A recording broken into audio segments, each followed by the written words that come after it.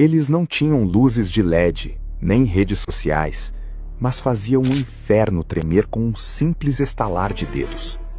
Enquanto hoje a igreja tenta atrair multidões com marketing, Davi Miranda e Manuel de Melo paravam o Brasil com milagres que a lógica humana não consegue explicar. Ressurreições, tumores desaparecendo em público e uma autoridade que hoje parece ter virado lenda. O que eles tinham que nós perdemos? Prepare-se. O que você vai ver agora vai confrontar tudo o que você entende por cristianismo. O Brasil entre 1950 e 1990 não era apenas um país em desenvolvimento. Era um caldeirão de desespero e esperança. As metrópoles inchavam com o êxodo rural. Famílias inteiras abandonavam o campo para enfrentar o cinza das favelas e o anonimato das grandes cidades. O catolicismo rural, antes o refúgio das almas, desmoronava sob o peso da industrialização, deixando milhões de brasileiros em um vácuo espiritual. O homem que chegava a São Paulo em busca de emprego encontrava o isolamento. A mulher que buscava a dignidade encontrava o caos moral. Foi neste cenário de anomia e desestruturação que o sobrenatural deixou de ser um conceito e virou uma moeda de sobrevivência. As igrejas tradicionais falavam grego e latim para um povo que precisava de pão e de cura. Foi aí, no meio desse caos urbano, que surgiram dois nomes que o inferno nunca esqueceu: Manuel de Melo e Davi Miranda. Eles não vieram para discutir teologia em salas com ar-condicionado. Eles vieram para traduzir o grito de Deus para a linguagem da rua. Manuel de Melo, o homem que quase morreu de uma paralisia intestinal, entendeu uma verdade que a elite religiosa ignorava. O povo não queria um ritual, o povo queria uma demonstração de força. Ele não se contentou com as quatro paredes dos templos discretos. Ele rompeu os portões, alugou estádios, tomou conta das ondas do rádio e, com a audácia de um profeta, declarou que o Brasil era para Cristo. Ele não pedia licença para entrar na cultura brasileira. Ele invadia o imaginário popular com um evangelho audível, visível e inegavelmente vivo. Enquanto os intelectuais debatiam, Melo curava.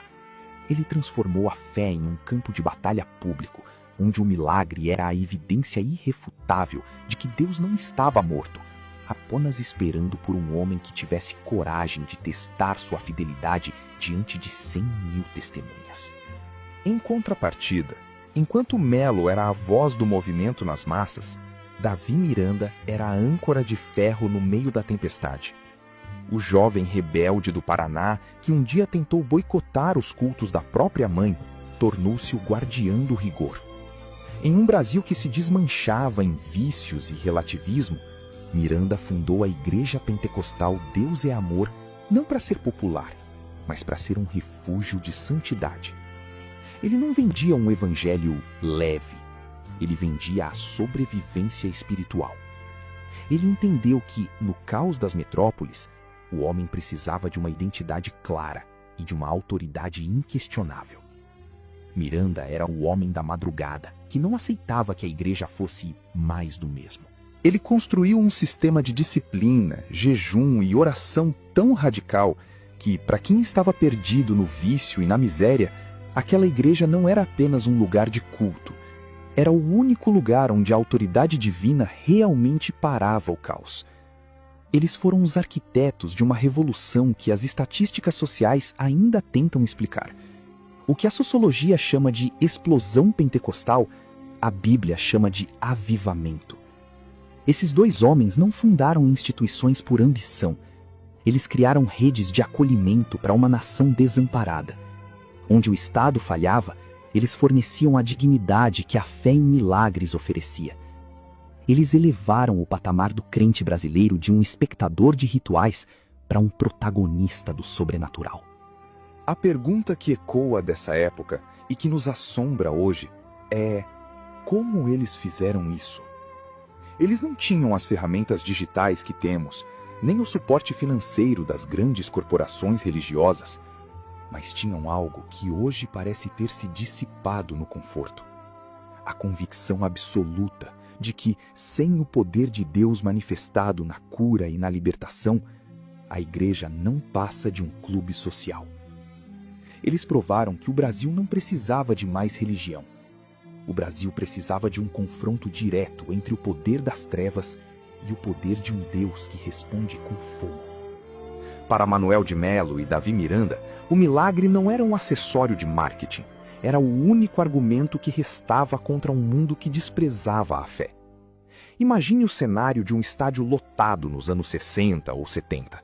Não havia som de alta tecnologia, não havia telões de última geração, não havia ensaios de banda. Havia apenas uma voz, a voz de um homem que trazia uma mensagem de vida para um povo que vivia na sombra da morte. Quando Manuel de Melo subia ao púlpito, ele não estava lá para debater pontos teológicos com acadêmicos. Ele estava lá para arrancar pessoas das garras da opressão. Dizem que, durante as suas concentrações, a atmosfera mudava de tal forma que o silêncio se tornava pesado. Ele não precisava impor as mãos sobre cada um.